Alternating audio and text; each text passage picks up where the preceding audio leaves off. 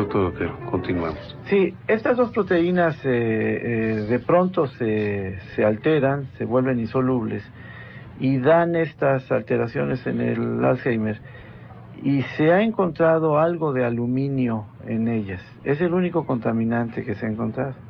Pero en cambio se ha encontrado que muchos productos de oxidación, los radicales libres, son propensos a dar alteraciones dentro de la neurona. Se ve en la enfermedad de Parkinson, que es probablemente en la que mejor se ha demostrado todos los fenómenos de oxidación. Ahora, ¿de qué estamos hablando cuando hablamos de oxidación?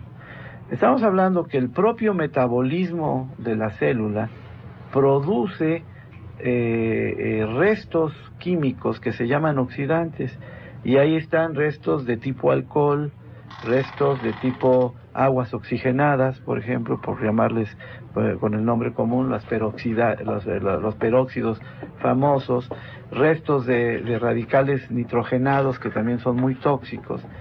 Y entonces, en la medida que hay una sobreactivación de ciertas neuronas, hay un neurotransmisor que es activador, dos neurotransmisores que son el glutamato y el aspartato, que hasta se les ha denominado como excitotoxinas, o sea, venenos que son producidos por la excitación. Usted somete a un animal a una gran excitación, y me estoy refiriendo, por ejemplo, a los usadores de sustancias enervantes como la cocaína misma, está produciendo una degeneración en base a la oxidación. Y entonces la gente está consumiendo muchos productos antioxidantes, entre comillas. Es decir, el omega 3 que viene del pescado, o la vitamina E, se ha demostrado que es un buen antioxidante. Pero hay muchos otros que ni siquiera pasan la barrera hematoencefálica y ni siquiera llegan al cerebro. Entonces pueden comer lo que quieran, porque, como decía un amigo mío, si hoy te comes un buen bife, mañana no estás mugiendo. O sea, no. Si te pasara la barrera hematoencefálica, pues entonces tendrías como que el cerebro podría adoptar muchos elementos que no adopta.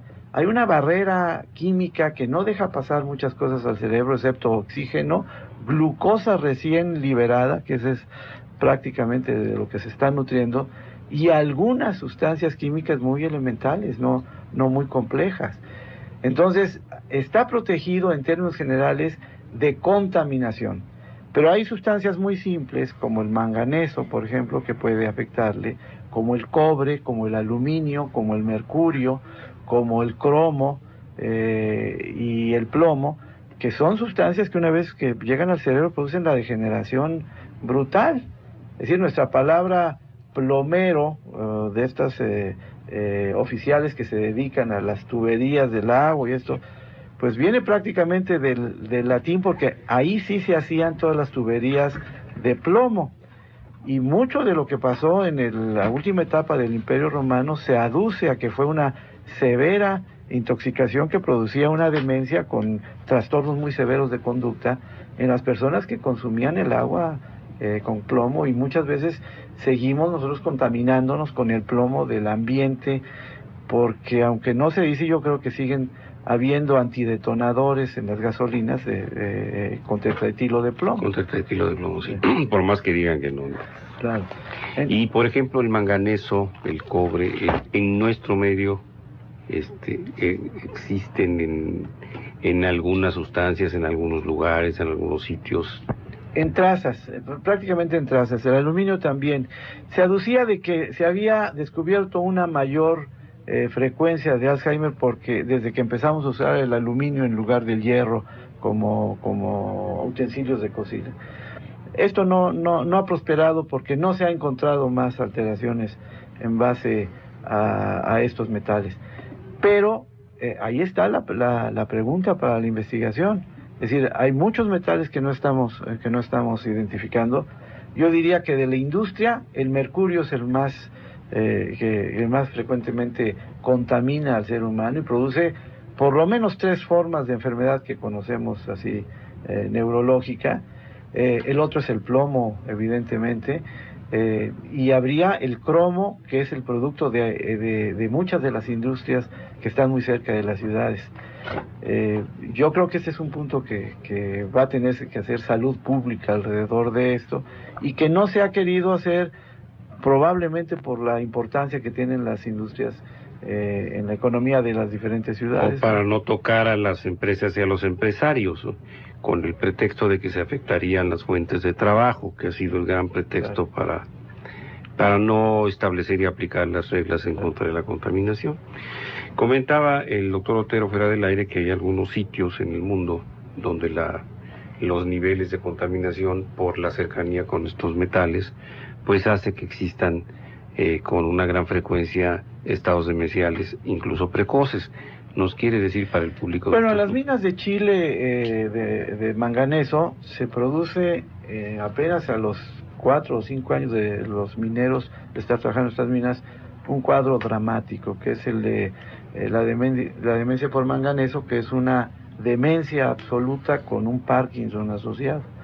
Ese es uno de los casos más graves que se conocen de contaminación y de patología laboral. Que de todas maneras los mineros siguen trabajando en eso, pero ahí es donde se ha descubierto el papel del manganeso.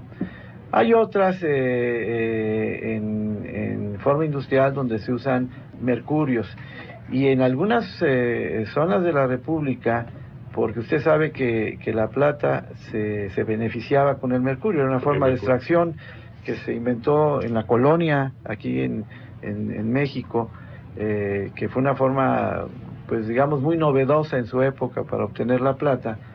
Pues algunas ideas geniales a veces de construir presas se construyeron directamente sobre lo que quedaba de las minas de plata, y las poblaciones ribereñas se alimentan del pescado de estas presas, y entonces pues la contaminación por mercurio está a la orden del día, y esto empieza a producir una serie de patologías del sistema nervioso muy diversas. Una de las que conocemos así más cercana pues es la de Tetela del Río en Guerrero, en donde encontramos no Alzheimer, pero una enfermedad generativa también muy grave, que es la esclerosis lateral amiotrófica, donde a partir del diagnóstico las personas están muertas en los primeros 3 años o antes de los primeros 3 años, ¿no? Y esto porque sucedió exactamente eso, es decir, una mina de mercurio o plata seguramente en el fondo de una presa, porque inundaron los lugares, dejaron Tetela del Río está entre 3 ríos, en esa zona quedó un pueblito, y ellos se alimentan de ese pescado, y entonces la frecuencia con la que tienen esclerosis lateral amiotrófica es probablemente una de las más altas del mundo. Doctor Otero, en el caso de los solventes que son productos comerciales de venta libre al público y que además acompañan a otros productos y que contienen hidrocarburos aromáticos como el benceno, como el gileno, como el tolueno, los hidrocarburos halogenados, cetonas, alcoholes, etcétera, pues que están en las pinturas, que están en los tíneres, y hay algunos, por ejemplo, cuando percibimos el olor del tíner o de algún solvente en las pinturas, pues en mi caso incluso me puede dar hasta migraña. Pero estos productos industriales que también no están sujetos a control, ¿qué tanto también pueden de alguna manera interferir? Mire, el estudio nada más le voy a pedir que me responda después de este corte, porque si no, aquellas niñas ya en su proceso demencial incipiente se ponen mal porque nos tarda. ya vamos. Qué complicado. El ARA internacional. Con el inicio del Alzheimer que pasemos a la niña. Bueno, para que lo puedan apuntar. No sabíamos nunca. El internacional es 1-866-261-9505. Y el ADA sin costo para toda la República, que cambió recientemente, es 01800-555-1500. Doctor Enrique Otero, le preguntaba yo acerca de los solventes. Sí, mire, el mejor estudio que se ha realizado en México es el de la doctora Barroso.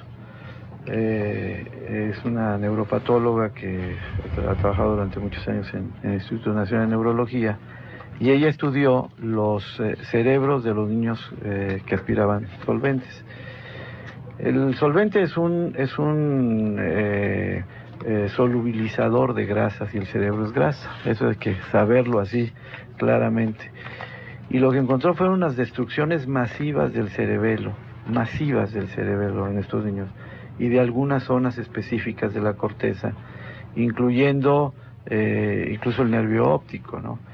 Realmente el efecto es catastrófico, devastador en todos los aspectos de los solventes.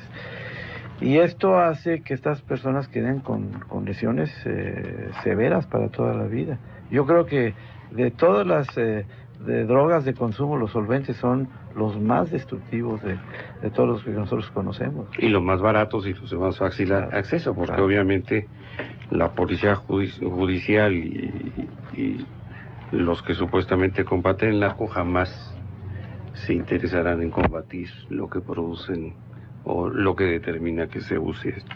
Pero en el caso de las demencias, por ejemplo, se ha encontrado que alguna población específica de trabajadores, por ejemplo, de los barnizadores, los pintores, no los de brocha gorda, pero por ejemplo en las grandes cadenas de producción automovilística, los que pintan los coches, los que trabajan en los pequeños negocios de carpintería, los pequeños grandes negocios de zapatería, se ha visto si hay alguna incidencia o alguna prevalencia de demencia, donde pudiera considerarse también un factor coadyuvante el uso industrial de solventes. Sí, no se tiene esa información epidemiológica. Yo diría que por dos factores. Una, porque no se ha hecho un seguimiento adecuado, que es lo más importante. Y la otra, porque esto casi siempre va acompañado de una proporción muy alta de alcoholismo. Entonces, cuando llega al médico no sabe a qué atribuirle, si a su factor laboral o a su factor alcohólico. Donde pasa un fenómeno muy interesante es en lo que se ha llamado la demencia pugilística. Si la demencia pugilística es una demencia, como la nada más que es de pequeños traumas con hemorragias vasculares en todo el tejido cerebral por el golpeteo que sufre el boxeador, aunque sea un boxeador amateur. Y entonces la gente empieza a verlos como que hablan como borrachitos y suponen que beben más alcohol. Después de cierto nivel de destrucción del tejido cerebral, el boxeador empieza a tener sí más consumo de alcohol porque tiene ya menos control sobre otros aspectos en su vida. Y entonces estos dos factores unidos hacen que la mayoría de la gente diga que un boxeador viejo está deteriorado porque empezó a tomar alcohol, y en realidad no fue más que el golpeteo que recibió durante toda su vida, es el microtrauma. La demencia pugilística es muy severa. Continuamos con el doctor Enrique Otero. Leía a Sandra una frase que a mí me parece muy, muy interesante para no conceptualizarse, pero sí intentar ver la dimensión de lo que estamos hablando. Por ejemplo, en el caso de la enfermedad de Alzheimer, fíjese, el problema, dice entrecomillado, no es saber dónde dejé las llaves, sino que a veces no sé para qué sirven las llaves. El olvido benigno o normal es parte del proceso de envejecimiento. La mayoría de las personas ha experimentado alguna vez olvido de nombres, citas o lugares. Sin embargo, este olvido difiere de la enfermedad, dado que el enfermo se pierde en lugares conocidos, olvida nombres de familiares cercanos, se olvida cómo vestirse, cómo leer o cómo abrir una puerta. Y decían por ahí, las malas conciencias, como yo comprenderé, que uno de los primeros síntomas de esta clase de olvidos en los varones es que se nos olvida subirnos el cierre de la bragueta. Y bueno, pues cuando menos en mi caso personal, este requisito se empieza a cumplir a veces. Nos dice Alma Ramírez, que no encuentro palabras para agradecerles que tengan invitado esta magnitud. El doctor es excelente. A ver si pueden invitar a la doctora Patricia Leal, el doctor Otero la conoce, también Tonatiu, Ana María Alonso de Iztapalapa. Mi suegro murió en mayo de Alzheimer. Las personas con esta enfermedad sufren cambios de su personalidad. Es como si uno... Llaman oxidantes. Y ahí están restos de tipo alcohol, restos de tipo aguas oxigenadas, por ejemplo, por llamarles con el nombre común, los peróxidos famosos, restos de radicales nitrogenados que también son muy tóxicos. Y entonces, en la medida que hay una sobreactivación de ciertas neuronas, hay un neurotransmisor que es activador, dos neurotransmisores que son muchos productos antioxidantes, entre comillas, es decir, el omega 3 que viene del pescado, o la vitamina E, se ha demostrado que es un buen antioxidante, pero hay muchos otros que ni siquiera pasan la barrera hematoencefálica y ni siquiera llegan al cerebro, entonces pueden comer lo que quieran, porque, como decía un amigo mío, si hoy te comes un buen bife, mañana no estás mugiendo, o sea, no. Si te pasa el glutamato y el aspartato, que hasta se les ha denominado como excitotoxinas, o sea, venenos que son producidos por la excitación. Usted somete a un animal a una gran excitación, y me estoy refiriendo, por ejemplo, a los usadores de sustancias enervantes, como la cocaína misma, está produciendo una degeneración en base a la oxidación. Y entonces la gente está consumiendo oxidación. Los radicales libres son propensos a dar alteraciones dentro de la neurona. Se ve en la enfermedad de Parkinson, que es probablemente en la que mejor se ha demostrado todos los fenómenos de oxidación. Ahora, ¿de qué estamos hablando cuando hablamos de oxidación? Estamos hablando que el propio metabolismo de la célula produce restos químicos que se llaman... Doctor Otero, continuamos. Sí, estas dos proteínas de pronto se alteran, se vuelven insolubles y dan estas alteraciones en el Alzheimer, y se ha encontrado algo de aluminio en ellas. Es el único contaminante que se ha encontrado. Pero en cambio se ha encontrado que muchos productos de